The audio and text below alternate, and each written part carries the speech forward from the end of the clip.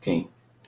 In this video, we will discuss the non-homogeneous higher order linear differential equation. So the following are the learning outcomes, for today's discussion. So number one, at the end of this lecture video, you will be able to solve, for the solution, solve for the solution of the given NHHOLDE or non-homogeneous higher order linear differential equation. So in solving non-homogeneous higher order linear differential equation, its solution ay nasa form po ng y is equal to your y sub c plus y sub p, where y sub c is said to be your complementary solution. Okay, y sub c is said to be your complementary solution, or in this case, ito po yung solution. Okay, this is the solution if we transform the given NHHOLDE into HHOLDE,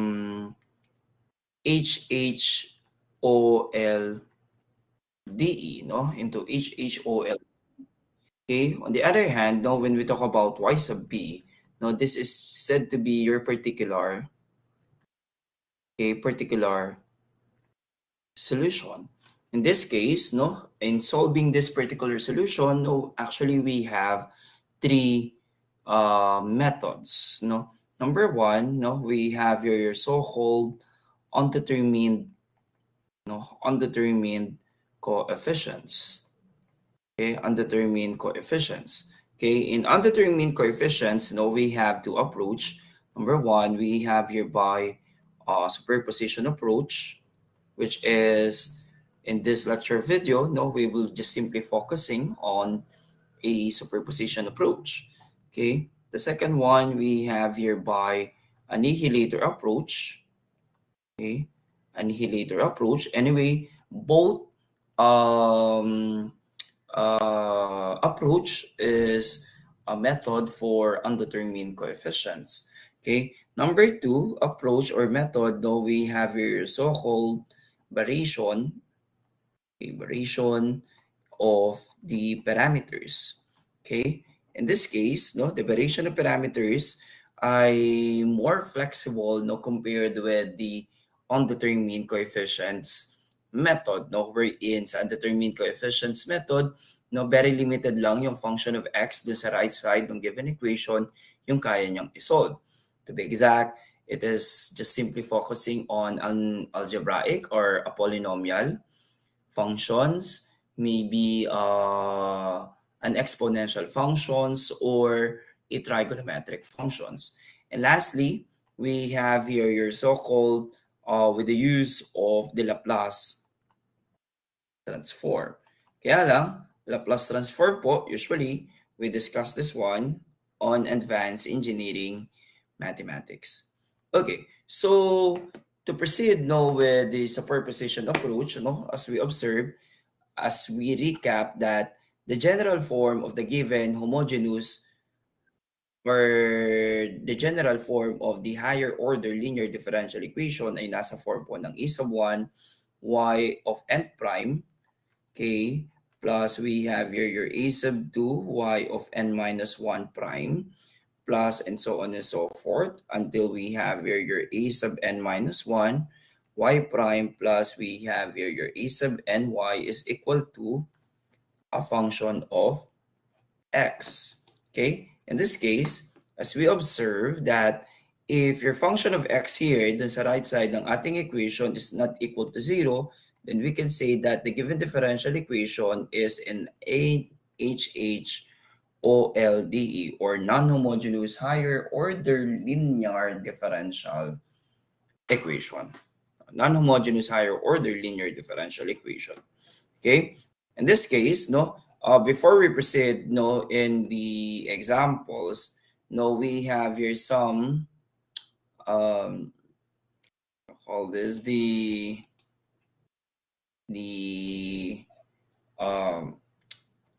forms, no, of the possible of your y sub p. So parang this one would be a parang guide, no, to the form of your y sub p. In this case, no, if you have any constant, the form of your y sub p is just simply a. If you have a linear expression, like for example 5x plus 7, you have a linear expression for your y sub p, wherein you have ax plus b, 3x squared, or a quadratic or a second degree polynomial, you have a second degree polynomial, and so on and so forth. Okay, so in undetermined coefficients, no, so the following may apply, no, for some values for y sub p. Then the next thing you can do is, no, after assuming the value of your y sub p, then next thing you can do is to substitute the following y sub p to the original expression or equation. Then by equating coefficients or by finding yung mga undetermined coefficients natin, and that would be your solution.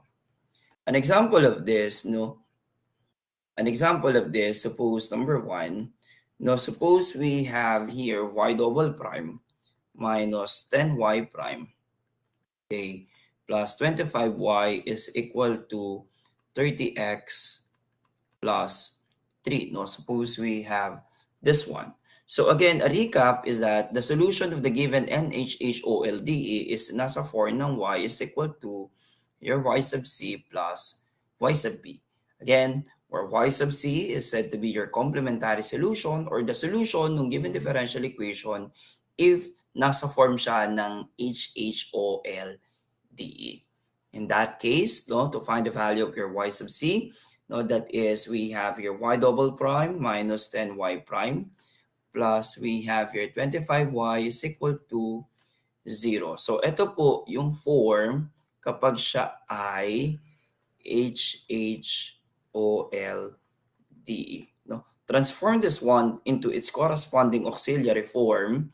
Okay, so we have here your m squared minus 10m plus 25 is equal to 0. No, it's equal to 0.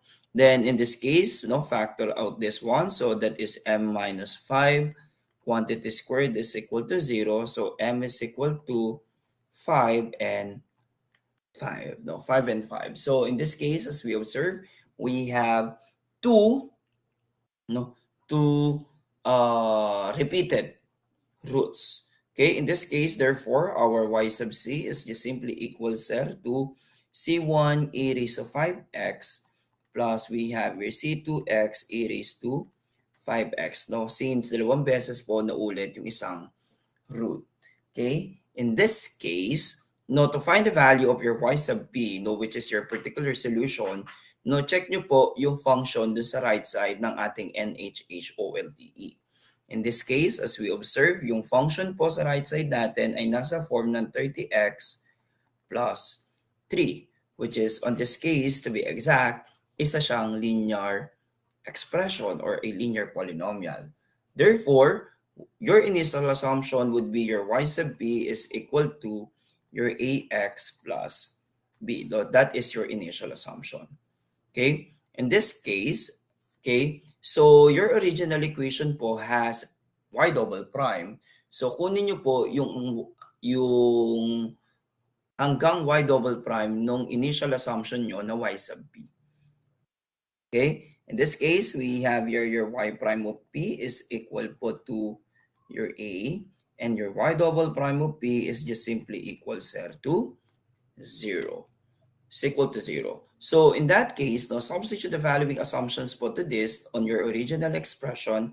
So we have here your y double prime is just simply equal to 0 minus 10 times your y prime, which is on this case a, plus we have here your 25 times we have here your ax plus b, okay, is equal to your 30x plus 3.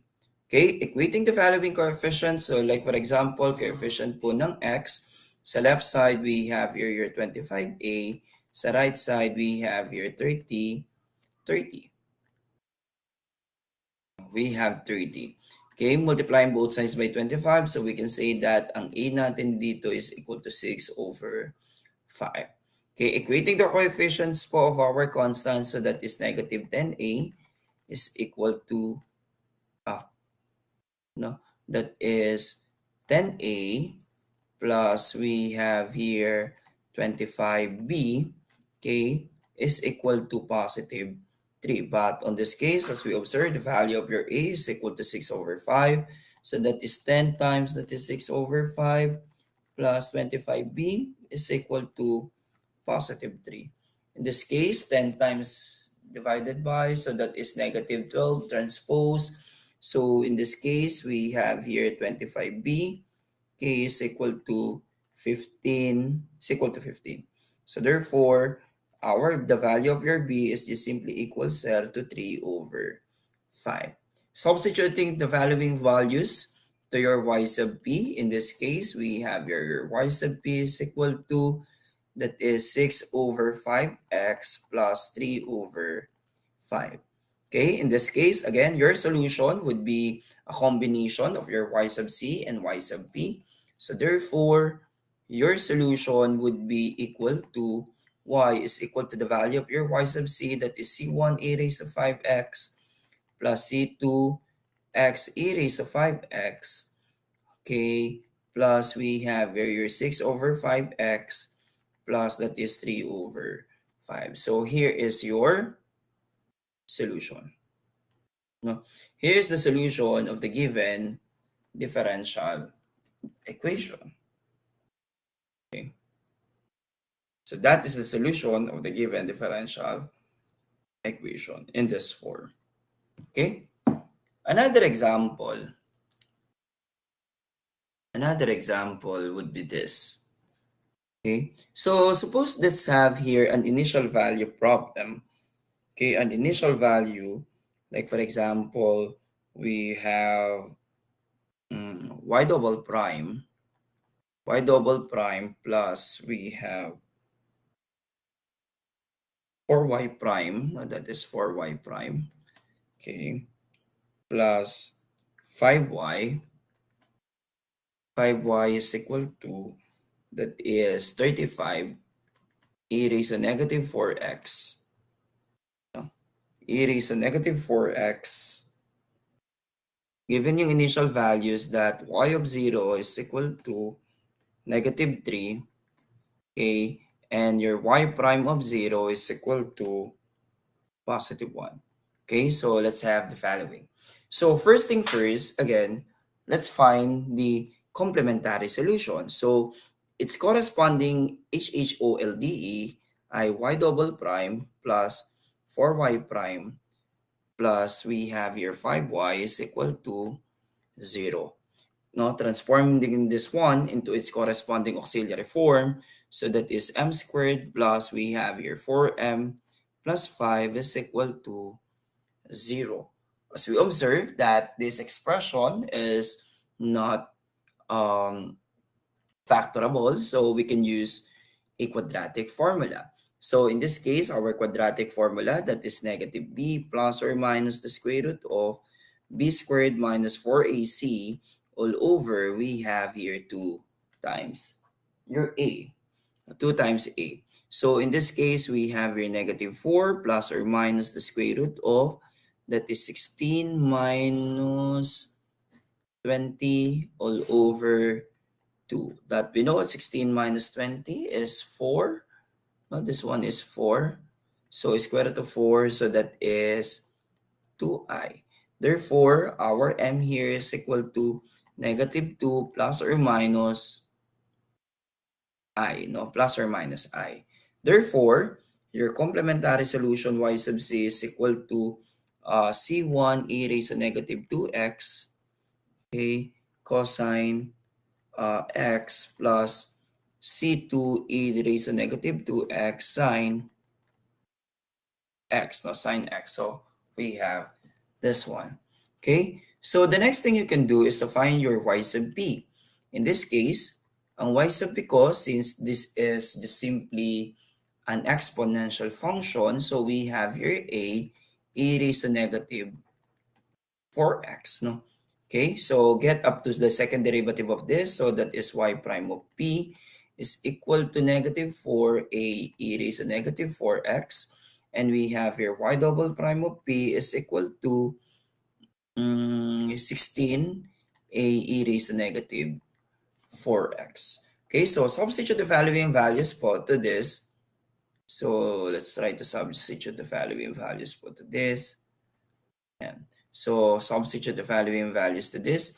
So on y double prime is this. So we have here 16a e raised to negative 4x. Okay. Plus we have here 4 times that is negative 4a e raised to negative 4x. Okay. Plus 5 times a e raised to negative 4x. K is equal to 35 e raised to negative 4x. In this case, again, as we observe, makakancel lang po ito. Okay? And we come up with a coefficient ng e raised to negative 4x. Sa left side, we have here 5a. Sa right side, we have 35. So therefore, the value of your a here is just simply equal to 7.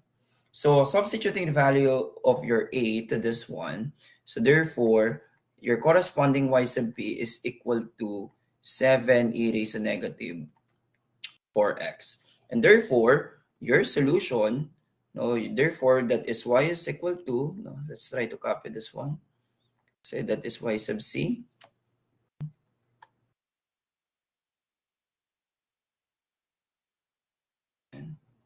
That is this one plus y sub p.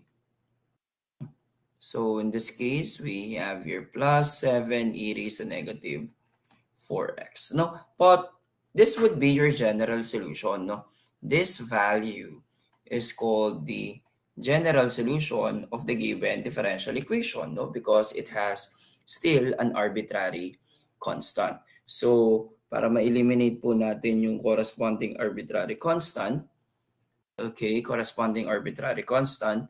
Now, let's try to substitute the following initial value problem. Okay, in this case, your initial value problem po ay eto. So we have this one. Now, on to the next page. So our initial value problems, no, so we have this one. So first thing first, no, let's try to substitute the value. So in this case, we have here at x is equal to 0 and y is equal to negative 3. So by substituting these values, so we have your negative 3 is equal to your c1 e raised to 0, no, cosine 0, okay, plus c2 e raised to 0, sine 0, plus we have 7 e raised to 0. Okay, so we know that e raised to 0 is 1, cosine 0 is 1, so this one is 1. Sine 0 is 0, so this is 0. So therefore, we have your negative 3 is equal to c1 plus 7. Okay, or therefore, the value of your c1 is equal to negative 10. Okay, next thing is to get its first derivative. No? Kailangan natin ng first derivative po on this. So we have here our y prime is equal to your c1 times the derivative po of this. We have here negative e raised to 2x, yan, cosine x plus, it should be sine, product rule, no? Yan. That is sine x plus, we have here, this is negative 2, no? So we have here minus also. So we have minus 2 e to the negative 2x cosine x, okay, plus c sub 2 times, no, we have here e raised to negative 2x cosine x, okay, plus or minus 2 e raised to negative 2x sine x, okay, minus we have here 28 e raised to negative 4x. So in this case, no, let's just simply substitute the following values wherein ang y prime of 0 daw is equal to 0 and y is 1. So again, we have here your y prime is equal to 0. Yeah, tama. No, y prime is 1. No, y prime is 1 and your x is equal to 0. So substitute the following values put to this. Now substitute the following values. So we have here 1. So we have here 1 is equal to C1. No? Sine 0 is 0. Tapos ito po. So we have here, obviously, it would become negative 2C1. Negative 2C1. This one, 0 na to. So we have here plus C sub 2. Okay. Minus 28. So we have here 29 is equal to negative 2 times negative 10, which is the value of your C1 plus C sub 2. So positive 20. So we have here 9 is equal to your C sub 2. Okay, in this case, as we observe, nakuha na po natin yung value ni C1, which is on this case, eto, and C2, which is on this case, this one. So substitute nyo lang po to this one. So let's try to copy this, the answer. So this is your general form. Okay.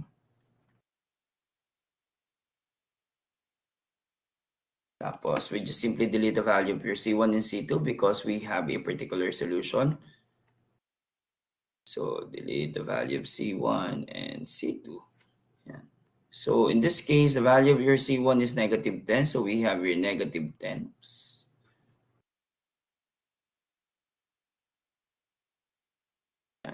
That is negative 10 e raised to negative 2x plus 9 e raised to negative 2x plus 7. So this would be your particular solution. This is your particular solution. Okay. Another example. Another example.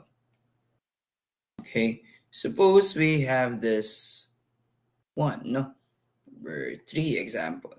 Okay, suppose we have this one, the d squared plus 2d minus 24 k y is equal to 16 minus, that is x plus 2 times a raised to 4x. Now suppose we have this one.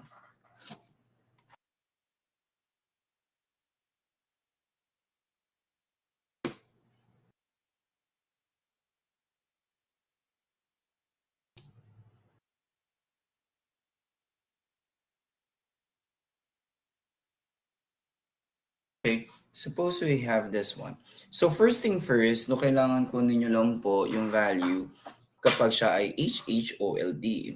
So in this case, no, we have here your d squared plus we have here 2d minus 24 y is equal to 0. Its corresponding auxiliary form, so that is m squared plus 2m minus 24 is equal to 0. Factor, so that is m plus 6, and we have your m minus 4 is equal to 0.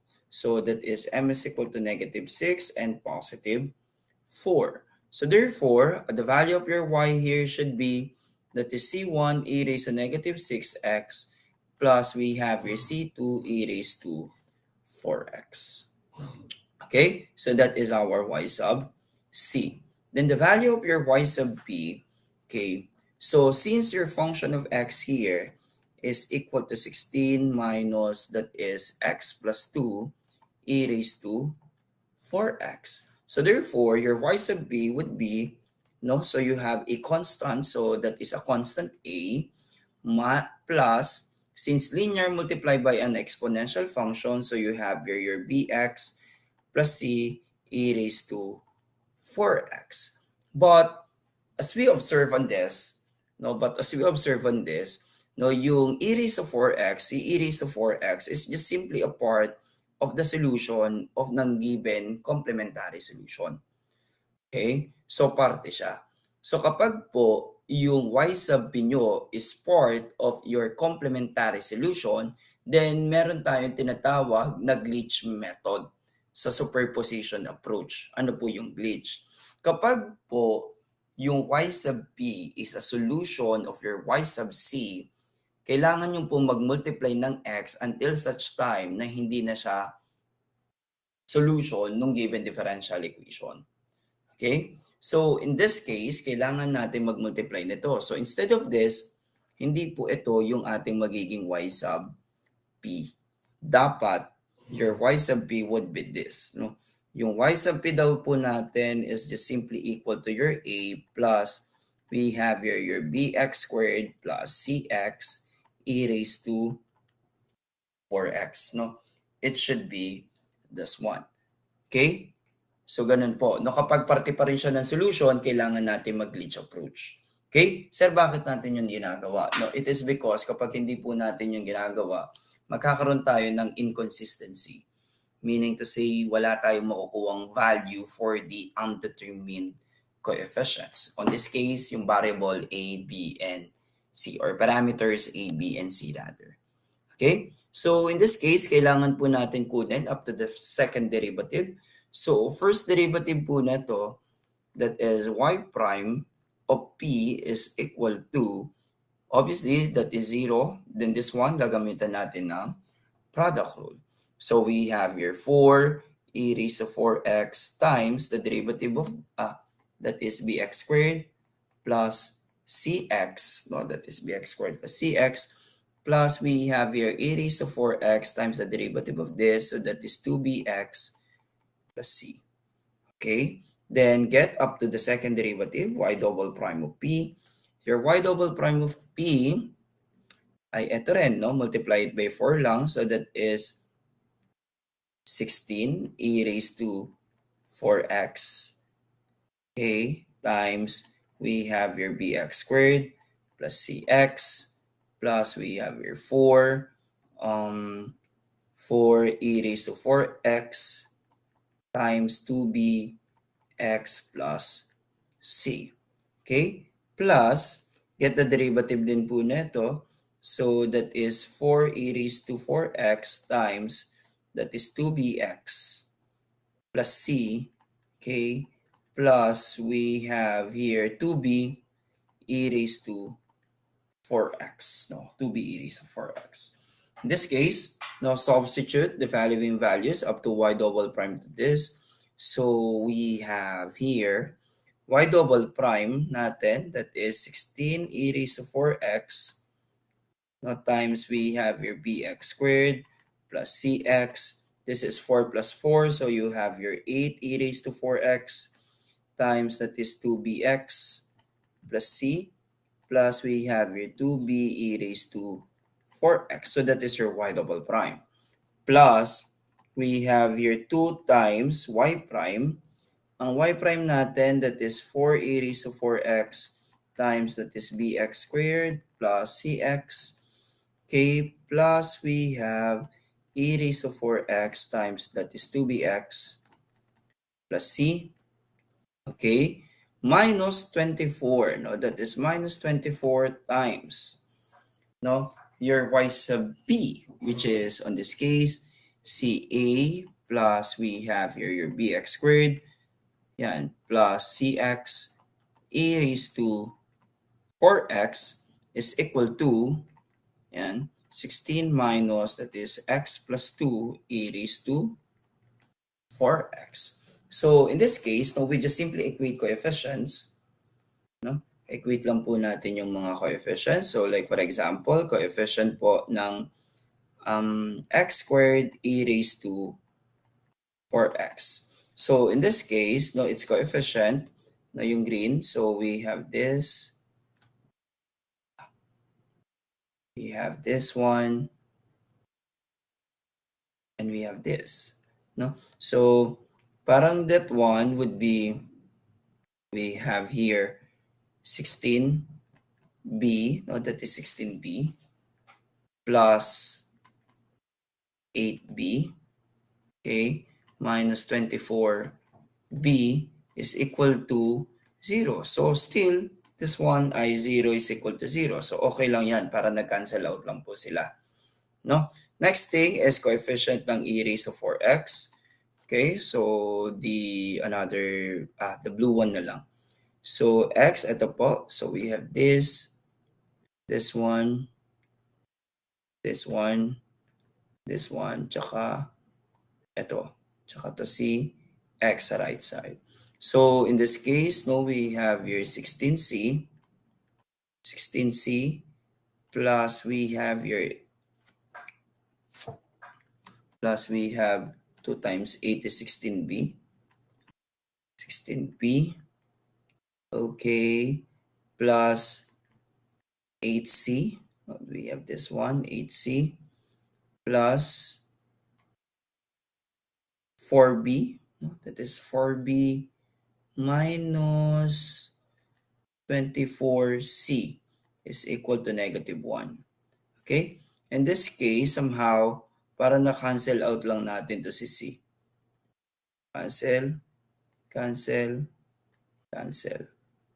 Okay? Tama, no? So, matitira po dito, no, we have here 20. B is equal to negative 1. So, therefore, B is negative 1 over 20. No? B is negative 1 over 20. Next is coefficient ng e raised to 4x sa left side. No? E raised to 4x sa left side, we have, so we have this one, C. This one, red. Ito din. Yun. Tatlo lang, no? So we have here 2b, that is 2b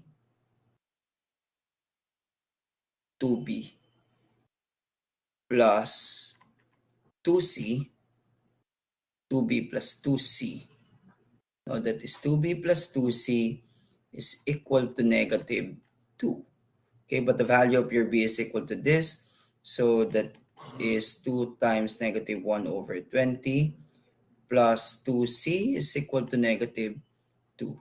So this is 1 over 10 transpose. So that is 2c is equal to negative 2 plus 1 over 10. Or that is 2c is equal to negative 19 over 10. Multiply both sides by 1/2. Baba? Yes. So therefore, c is negative 19 over 20. Okay, then the coefficient of your constant. Okay, constant. In this case, ang constant lang natin, that is negative 24a is equal to 16. Yun natira. So therefore, a is equal to 2 over 3. No, negative 2/3. So therefore, the value of your y sub p, the value of your y sub p is equal to negative 2 over 3x. Okay? Tapos, that is, di ba, bx squared plus cx e raised to 4x. So, since it is both negative, so labas na lang natin yung negative. No, negative, labas natin yung 1 over 20 times we have here x squared plus 19x e raised to 4x. So, pagsamahin po natin si y sub c and y sub p. So, we have this. Na-acid ako. Grabe to.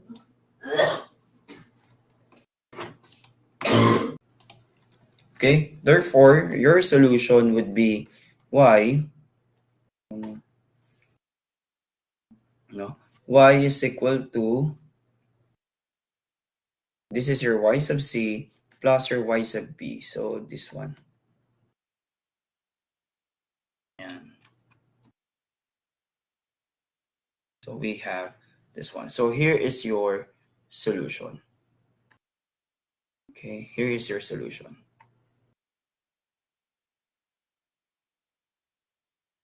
Okay. Another example.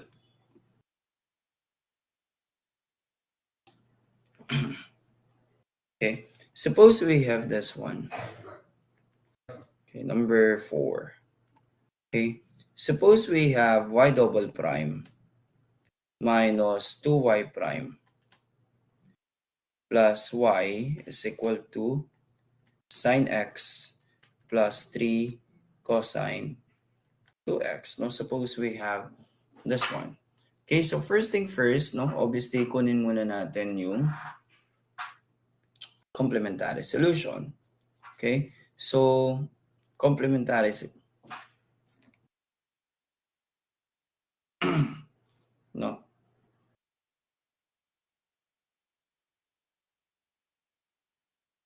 Okay, kunin muna natin yung complementary solution. Anyway, this is plus no, y double prime plus 2y prime plus y is equal to this one. So we have here y double prime plus 2y prime plus y is equal to 0. So its corresponding auxiliary form. So we have here m squared plus 2m plus 1 is equal to 0, or that is m plus 1 squared is equal to 0. So m is equal to -1 and -1. Okay, so therefore your y sub c here is equal to c1 e to the negative x plus c2 e x. That is c2 x e raised to negative x. So that is your complementary solution. Then for your y sub p, your initial assumption, so in this case, no, magkaiba po yung angle ng sine and cosine function.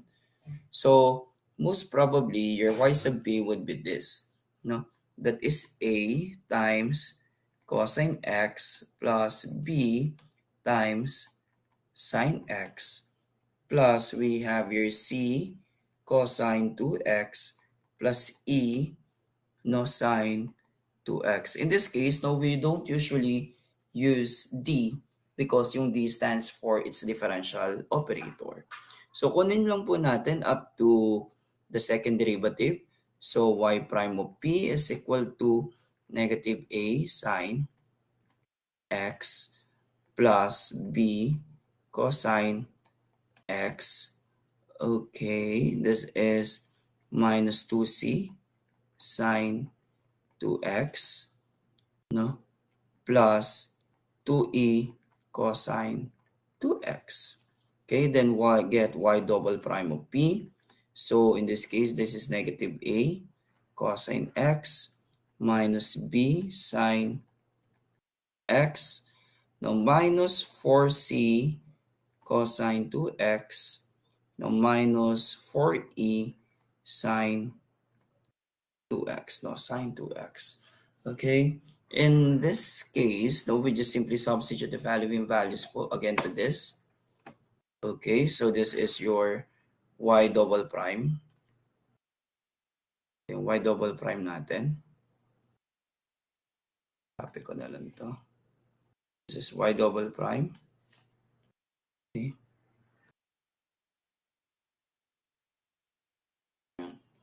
Y double prime. Then we have here plus 2 times your y prime. So, ito naman yung y prime ko. Copying ko na lang din.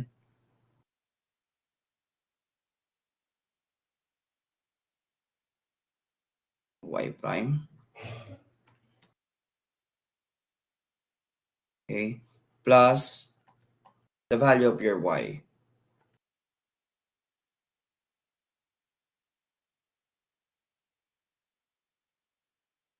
Value of your y.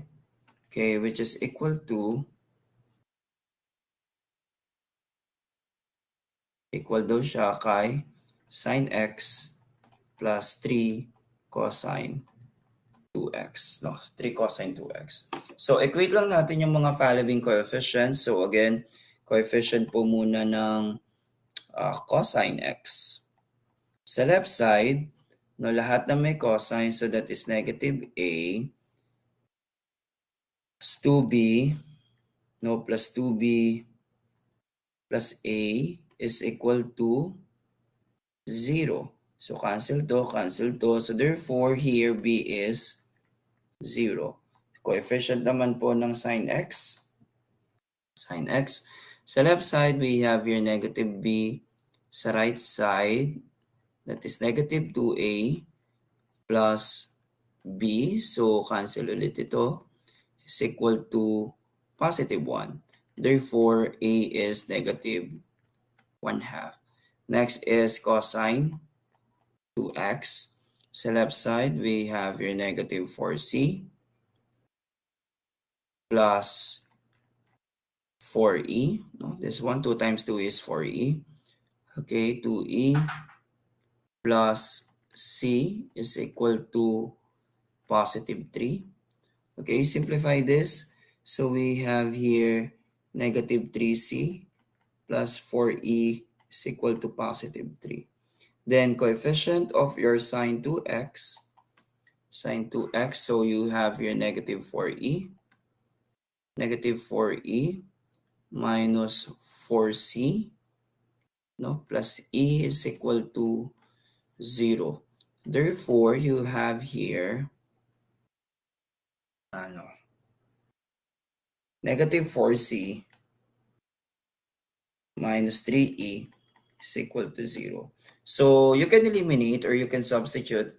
So multiply na lang natin ito by 4, this one by 3 tsaka 4 na lang, no? 3 tsaka 4. So multiply this one by 3, so that is negative 9c plus 12e is equal to positive 9. This one multiply natin ng 4, no, 4, so that is negative 16c. 16c minus 12e is equal to 0. So add, cancel to. This is negative 25c is equal to positive 9. Or therefore, c is negative 9 over 25. If c is negative 9 over 25, no, substitute na lang natin to this one. So that is negative 4 times negative 9 over 25. Okay, minus 3e is equal to 0. So multiply na lang natin ito both sides by negative 1/3. No, so ito magiging 12 over 25 plus e is equal to 0. So therefore, e is negative 12 over 25. So substitute the following values to this, no, dun sa ating y sub p. No, ayan.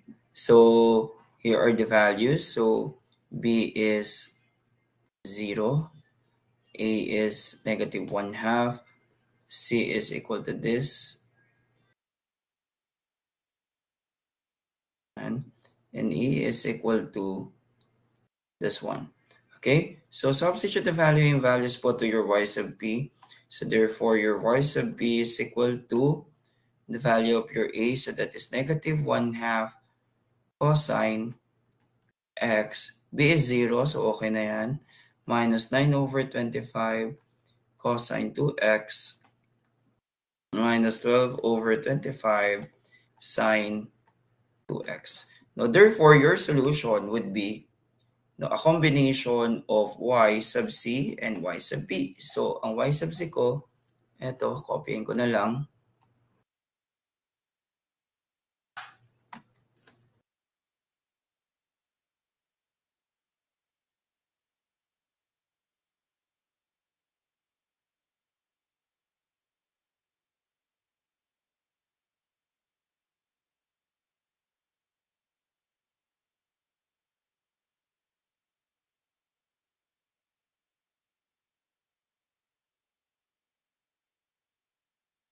That is y sub c, and copying ko na rin si y sub b.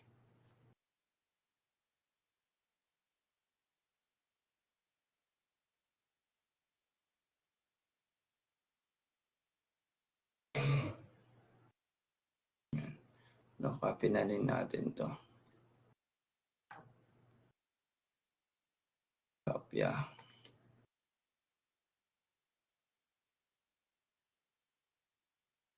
Okay, so here is your solution.